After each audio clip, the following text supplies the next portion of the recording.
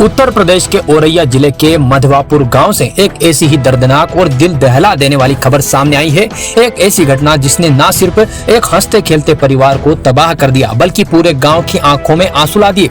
यह कहानी है 35 साल की पिंकी और उनके पति श्यामल दास की। पिंकी पिछले काफी लंबे समय से टीबी जैसी गंभीर बीमारी से जंग लड़ रही थी। श्यामल ने अपनी पत्नी को बचाने की हर मुमकिन कोशिश की, लेकिन नीतियों को शायद कुछ और ही मंजूर था। सोमवार की शाम पिंकी की तबीयत अचानक बिगड़ी और तमाम कोशिशों के बावजूद वो जिंदगी की जंग हार गई। पत्नी की मौत ने श्यामल दास को अंदर तक तोड़कर रख दिया।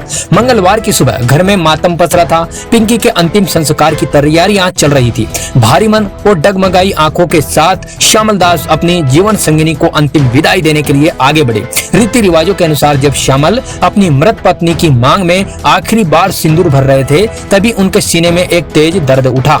पत्नी के वियोग का सदमा इतना गहरा था कि श्यामल का दिल उसे बर्दाश्त नहीं कर सका। उन्हें तुरंत अस्पताल ले जाने की कोशिश की गई, लेकिन रास्ते में ही हार्ट अटैक से श्यामल ने भी दम तोड़ दिया।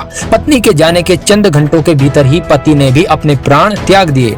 जो घर कल तक आबाद था, आज वहां एक साथ दो अर्थियां उठी। इस हृदय विदारक दृश्य को देखकर पूरे गांव मधवापुर गांव में चीख पुकार मच गई।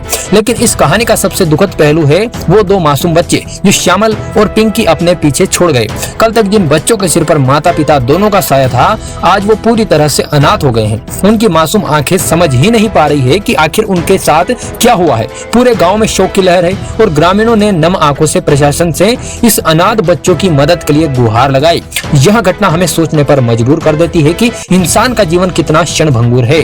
श्यामल और पिंकी का साथ भले ही इस दुनिया से छूट गया हो, लेकिन मौत भी उन्हें एक दूसरे से जुदा नहीं कर पाई। ईश्वर उन दोनों की आत्मा को शांति दे और उन दो मासूम बच्चों को इस अकल्पनीय दुख से लड़ने की हिम्मत दे।